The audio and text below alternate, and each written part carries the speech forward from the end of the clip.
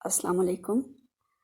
بسم اللہ الرحمن الرحیم۔ آج ہم سورۃ البقرہ کی آیت نمبر 177 سے 182 تک پڑھیں گے۔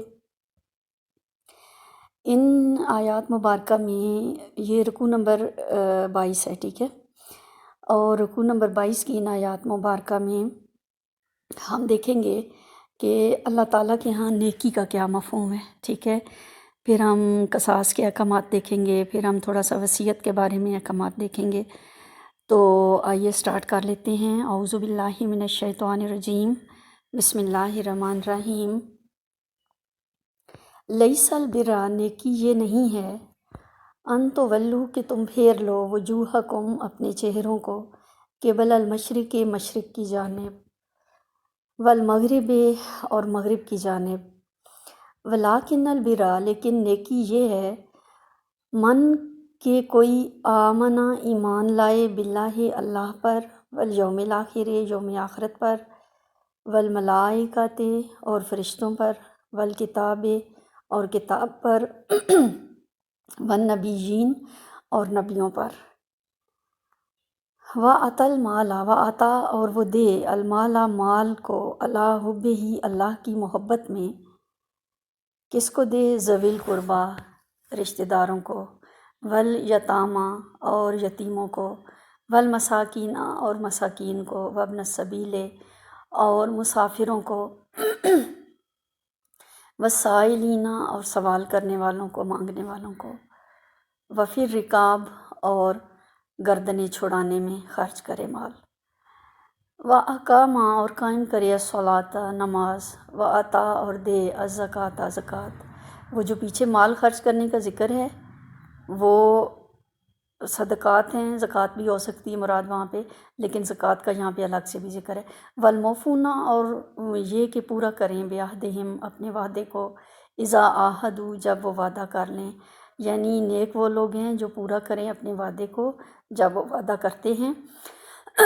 والصابرین اور صبر کرنے والے ہوتے ہیں، فی الباساء سختی میں، والضراء اور تکلیف میں، وحین الباس اور جنگ کے وقت۔ اولئک ایسے ہی لوگ ہیں، الذین وہ لوگ ہیں، صدقوا جو اپنے دعوے ایمانی میں سچے ہیں۔ صدقوا جو سچے ہیں کا مطلب ہے کہ وہ ایمان کا دعویٰ کرنے میں سچے ہیں۔ وَأُولَئِکَ هُمُ الْمُتَّقُونَ اور یہی لوگ ہیں جو پرہیزگار ہیں۔ اس سے پچھلے رکوع میں ہم تحویل قبلہ کے بارے میں پڑھ رہے تھے، ٹھیک ہے۔ تو جب کعبہ کو اللہ تعالیٰ نے خانہ کعبہ کو قبلہ مقرر کیا تو اس وقت یہ اعتراض ہوا کفار کی جانب سے، یہود و نصارہ کی جانب سے، کہ اچھا اب جو مسلمانوں نے نمازیں پڑھی تھیں بیت المقدس کی طرف منہ کر کے تو کیا وہ ضائع چلی گئیں؟ تو اللہ تعالیٰ یہاں پہ بیسک اسلام کی جو فلاسفی ہے اس کو بیان فرما رہے ہیں کہ نیکی یہ نہیں ہے کہ کسی ایک سمت میں تم نے منہ کیا۔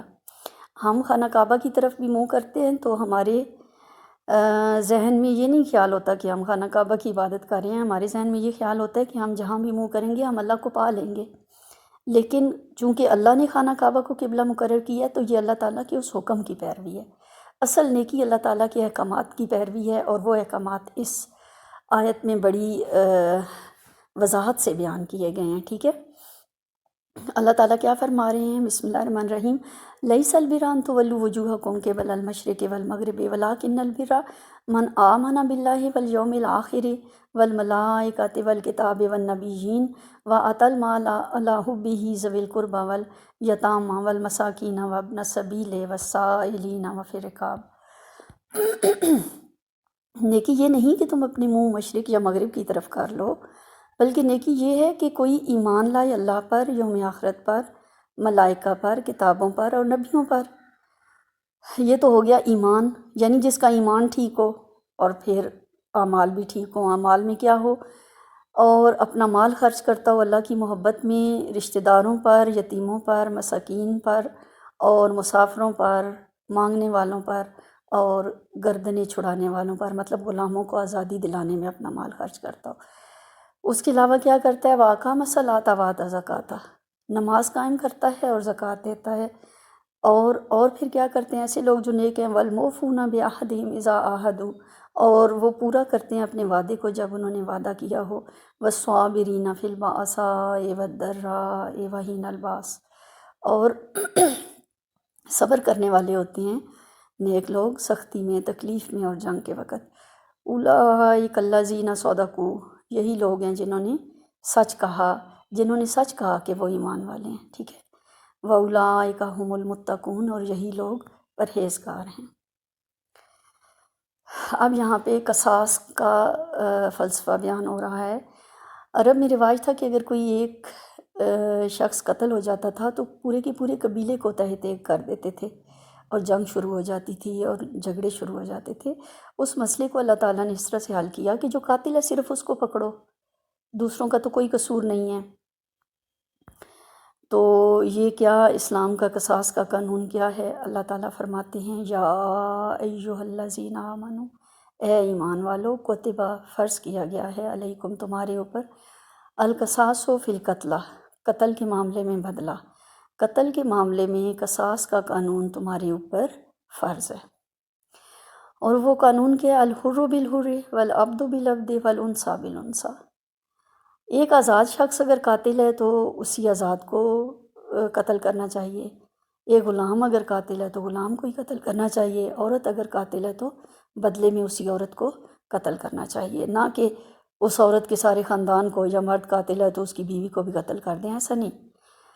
آزاد اگر قاتل ہے بدلے میں اسی آزاد کو پکڑو، اسی کو قتل کرو۔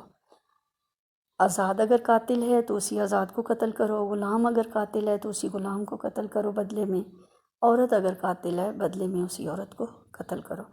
فمن اوفیا، اب یہاں پہ یہ بدلہ لینے کی بھی اجازت ہے، معاف کرنے کی بھی اجازت ہے۔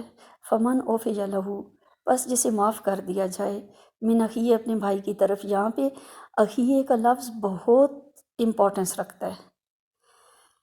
وہ امپورٹنس یہ ہے کہ رشتہ اخوت کتنا امپورٹنٹ ہے۔ آپ دیکھیں قتل کا معاملہ ہو گیا ہے اور مقتول کے وارثوں اور قاتل کے درمیان رشتہ اخوت جو اسلام انما المؤمنون اخوۃ والا رشتہ نہیں ٹوٹا، ٹھیک ہے۔ فمن اوفی لہ من اخیہ، بس جسے معاف کر دیا جائے اس کے بھائی کی طرف سے، شیئن کچھ، فاتباع، تو چاہیے کہ پیروی کرے، بالمعروف، دستور کے مطابق، وَأَدَاءٌ، اور ادا کرے، الہ، اس کی طرف، بے احسان، احسان کے ساتھ۔ مطلب یہ کہ اگر کوئی کسی قاتل کو مقتول کے وارث بھائی جو ہیں خون بہا معاف کر دیتے ہیں، اس کی جان معاف کر دیتے ہیں، تو وہ اچھے طریقے سے خون بہا کا مطالبہ کریں دستور کے مطابق، ٹھیک ہے۔ معاف کر دیتے ہیں سے مراد یہاں پہ خون بہا معاف کرنا نہیں ہے، جان معاف کر دیتے ہیں، بدلے میں جان لینے کی بجائے خون بہا کا مطالبہ کر سکتے ہیں، اور پھر جو قاتل ہے وہ صحیح طریقے سے وہ خون بہا پورے کا پورا ادا کرے گا۔ بلکہ بے احسان ہے نا، احسان کہتے ہیں پورے سے تھوڑا زیادہ ادائیگی کو، تو جتنا مانگا گیا اس سے تھوڑا زیادہ دے گا تو احسان کا مفہوم پورا ہوگا۔ ذالک تخفیف من ربکم، یہ ایک تخفیف ہے، ایک آسانی ہے، من ربکم، تمہارے رب کی طرف سے۔ تخفیف ویسے کمی کو کہتے ہیں، لیکن یہاں پہ اس کا سیاق و سباق کے لحاظ سے ہم ترجمہ کریں گے یہ آسانی ہے، ٹھیک ہے۔ من ربکم، تمہارے رب کی طرف سے، ورحمہ، اور رحمت ہے، یہ تمہارے رب کی طرف سے ایک رحمت اور آسانی ہے، آسانی اور رحمت ہے۔ فمن اعتدی، پس جو کوئی اعتدی زیادتی کرے گا، بعد ذالک، اس کے بعد، فلہ عذاب علیم، تو اس کے لیے دردناک عذاب ہے۔ اس کے بعد جو زیادتی کرے گا پھر اس کے لیے دردناک عذاب ہے۔ وَلَكُمْ فِي الْقِصَاصِ، ہے، اور تمہارے لیے قصاص میں ہے، قصاص کا جو قانون ابھی ہمیں بتایا اس میں ہے، حیات یا اولی الالباب، زندگی ہے اے عقل والو، لعلکم تتقون، تاکہ تم پرہیزگار ہو جاؤ، تاکہ تم بچ جاؤ بڑی جنگوں سے، بڑی لڑائیوں سے۔ قصاص کا قانون اللہ نے دے دیا، اور اس میں یہ کہ صرف قاتل کو قتل کرو یا معاف بھی کر سکتے ہو، لیکن خون بہا لو، تاکہ قاتل کو کچھ تو سبق سکھائیں نا، کچھ اس کا مال ہی جائے، آئندہ وہ ایسی حرکتوں سے باز رہے۔ لیکن اللہ پھر کہہ رہے ہیں نا، اس قانون کے نافذ ہونے کے بعد پھر جو زیادتی کرے گا تو پھر دردناک عذاب بھوگ دے گا، ٹھیک ہے۔ کتب علیکم اذا حضر، اب یہ ہم تھوڑے وصیت کے احکامات دیکھ لیتے ہیں، لیکن یہ میں آپ کو بتا دوں کہ وصیت کے تفصیل سے احکامات اللہ تعالیٰ نے سورہ نساء میں دیے ہیں، اور جو انشاءاللہ ہم پڑھیں گے۔ لیکن یہاں پر جو احکامات وصیت کے بارے میں ہیں، وراثت کے احکامات آ جانے میرے خیال ہے میں نے پہلے وصیت کا لفظ استعمال کر لیا، وراثت کے احکامات سورہ نساء میں پورے کے پورے اللہ تعالیٰ نے دے دیے، ٹھیک ہے۔ اس تفصیل کے نازل ہونے کے بعد اب یہ وصیت والا قانون فرض نہیں رہا، ابھی جو ہم پڑھنے لگے ہیں، ٹھیک ہے۔ وراثت کے احکامات سے پہلے یہ فرض تھا کہ انسان وصیت کرے، لیکن اب چونکہ اللہ نے حصے مقرر کر دیے ہیں تو وصیت کی فرضیت ختم ہو گئی ہے، لیکن وصیت انسان کر سکتا ہے اپنے 1/3 مال میں سے، ٹھیک ہے۔ مثلاً 1,00,000 روپے ہیں پڑے ہوئے تو 33,000 کی وصیت کر سکتا ہے کہ وہ کس کو ملیں گے۔ وہ اپنے وارثوں میں سے کسی کو بھی نومینیٹ کر سکتا ہے، اور ادر دین ورثاء بھی کسی کو نومینیٹ کر سکتا ہے۔ لیکن جب وراثت کے احکامات نہیں تھے تو تب پورے کے پورے مال کی وصیت کرنا ضروری تھی۔ وہ احکامات یہ تھے جو منسوخ ہو گئے اس آیت کی نزول کے، سورہ نساء کے نزول کے بعد، ٹھیک ہے۔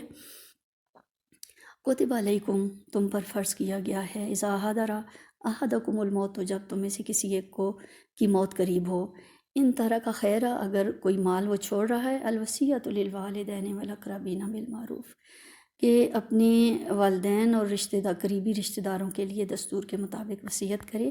حقاً علی المتقین، یہ لازم ہے متقین کے لیے۔ فمن بدلہ، پس جو کوئی بدل ڈالے، بعد ما سمعہ، اس وصیت کو سننے کے بعد، فإنما اسمہ، تو گناہ اس پر ہے، علی الذین، ان لوگوں پر، یبدلونہ، جو اس کو بدلتے ہیں۔ فمن بدلہ بعد ما سمعہ فإنما اسمہ علی الذین یبدلونہ، پس جو کوئی اس کو سننے کے بعد بدل دے تو گناہ بدلنے والے پر ہے، بدلنے والوں پر ہے۔ ان اللہ سمیع علیم، اللہ تعالیٰ سننے اور جاننے والا ہے۔ فمن خاف من موص، جس کو یہ محسوس ہو، یہ ڈر ہو وصیت کرنے والے کی طرف سے، جانبداری کا، او اسمن، یا کسی غلطی کا، فاصلح، اور وہ اصلاح کر دے، بینہم، جو متعلقہ سارے لوگ ہیں ان کے درمیان، فلا اسم علیہ، تو اس پر کوئی گناہ نہیں۔ ان اللہ غفور الرحیم، اللہ تعالیٰ معاف فرمانے والا اور رحم فرمانے والا ہے۔ ان اللہ غفور الرحیم، اللہ تعالیٰ بہت معاف فرمانے والا اور ہمیشہ رحم فرمانے والا ہے۔ یہ کچھ احکامات تھے جو کہ اللہ تعالیٰ نے ہمیں دیے ہیں، اور قرآن پاک صرف پڑھنا نہیں ہوتا، احکامات اپنی زندگی پہ نافذ کرنے ہوتے ہیں۔ وما علینا الا البلاغ، صدق اللہ العظیم۔